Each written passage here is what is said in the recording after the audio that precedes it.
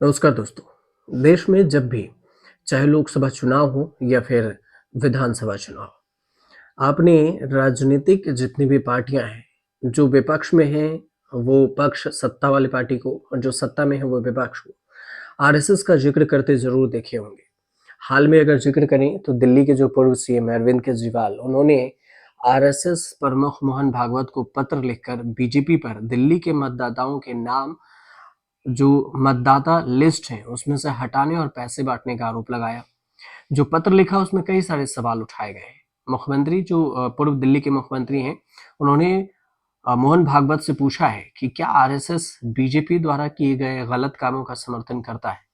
खैर, ये तो राजनीतिक बात हो गई, लेकिन राजनीतिक बात इस वीडियो में नहीं करेंगे। वीडियो में आज आपको ये बताएंगे कि आखिर ये आरएसएस है क्या, कब कैसे हुई आरएसएस की स्थापना, जो हर बार टारगेट पर आरएसएस आ जाती है, कैसे बना दुनिया का सबसे बड़ा स्वयं सेवक संगठन। दुनिया के सबसे बड़े स्वयंसेवी संगठन यानी राष्ट्रीय स्वयंसेवक संघ आरएसएस की स्थापना केशव बलराम हेडगेवार ने किया था। और हेडगेवार की स्थापना के बाद भारत को हिंदू राष्ट्र बनाने के लक्ष्य से इसे 27 सितंबर 1925 को विजयलक्ष्मी के दिवस के दिन विजयदशमी का दिन था और उसी दिन आरएसएस की स्थापना की गई थी। 2025 में ये 100 साल पुराना हो जाएगा। जो मुख्य इसका ऑफिस कहेंगे वो है नागपुर में, महाराष्ट्र के नागपुर में है और बहुत बड़ा है।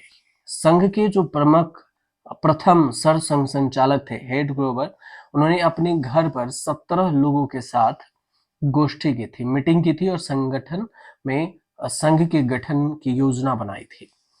इस बैठक में हेड ग्रोवर के साथ विश्वनाथ केलकर, भाऊजी कावरे और अन्ना साहनी, बालाजी हुद्दार और बापू राव भेदी, इसके अलावा भी और भी कई नाम हैं जो मौजूद थे। संघ का क्या नाम होगा, क्या क्रियाकलाप होंगे, सब कुछ समय के साथ धीरे धीरे तय होता गया। उस वक्त हिंदुओं को सिर्फ संगठित करने का विचार था। यहाँ तक कि संघ का नामकरण राष्ट्रीय स्वयंसेवक संघ भी 17 अप्रैल 1926 को ही हुआ। इसके बाद इसी दिन हेड ग्रोवर को सर्वसम्मति से संघ प्रमुख चुना गया, लेकिन सरसंघ संचालक ने नवंबर 1929 में इन्हें बनाए गए। अब जो नाम आरएसएस का था कैसे पड़ा, तो राष्ट्रीय स्वयंसेवक संघ यह नाम अस्तित्व में आने से पहले विचार किया गया, मंथन किया गया इस पर। राष्ट्रीय स्वयंसेवक संघ, जरीपटका मंडल, भारत दोड़क मंडल, इन 3 नामों पर विचार हुआ था।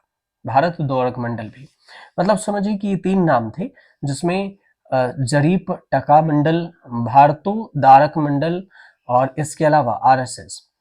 बाकायदा वोटिंग हुई और नाम विचार के लिए बैठक में मौजूद जो 26 सदस्य थे, उनमें से 20 ने राष्ट्रीय स्वयंसेवक संघ जो आरएसएस थी उस पर अपना वोट किया, जिसके बाद आरएसएस अस्तित्व में आया।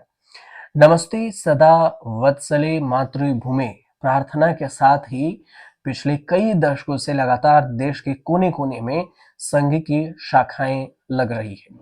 हेड ग्रोवर ने व्यायामशालाएं और अखाड़ों के माध्यम से संघ कार्यों को आगे बढ़ाया। स्वस्थ और सुगठित जो स्वयंसेवक है उसको होना उनका पहले कल्पना था। संघ का दायरा भी समझिए। आरएसएस का ये दावा है कि उनके 1 करोड़ से ज्यादा ट्रेंड सदस्य हैं। संघ परिवार में 80 से ज्यादा समविचारी या फिर सामूहिक संगठन है। दुनिया के करीब 40 देशों में संघ अभी भी एक्टिव है। मौजूदा समय में संघ की 56,569 से ज्यादा शाखाएं बताई गई है। करीब 13,847 साप्ताहिक मंडली है और 9,000 मासिक शाखाएं हैं जो महीने में इसकी बैठक होती है।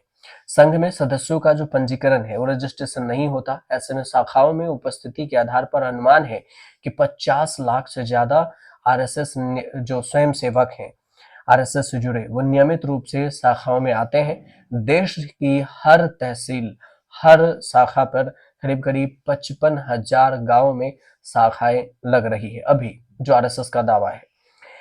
अब इस पर 3 बार प्रतिबंध भी लगा। संघ ने अपने लंबे सफर में कई उपलब्धियां भी अर्जित की, जबकि 3 बार उन पर प्रतिबंध भी लगा। राष्ट्रपिता महात्मा गांधी की हत्या को संघ से जोड़कर देखा गया।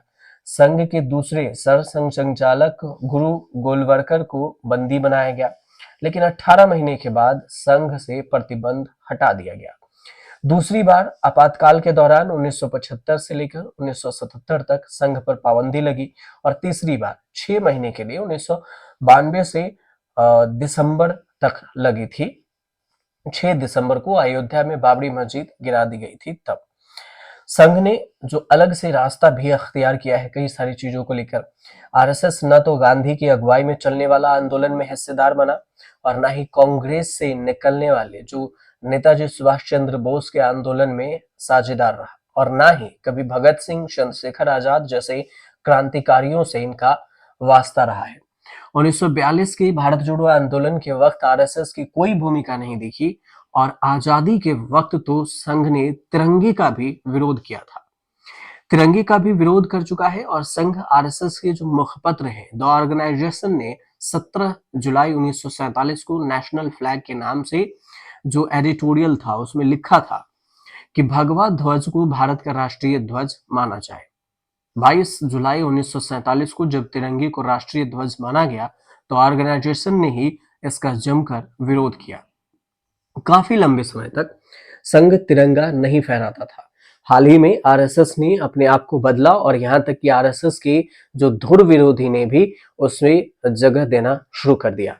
संघ का एक चेहरा ये भी रहा है कि संघ ने धीरे धीरे अपनी पहचान एक अनुशासित और राष्ट्रवादी संगठन की बनाई। 1962 में चीन के जो धोखे से किए गए हमले से देश सन्न रह गया था। उस वक्त आरएसएस ने सरहदी इलाकों में रसद पहुंचाने में मदद की थी।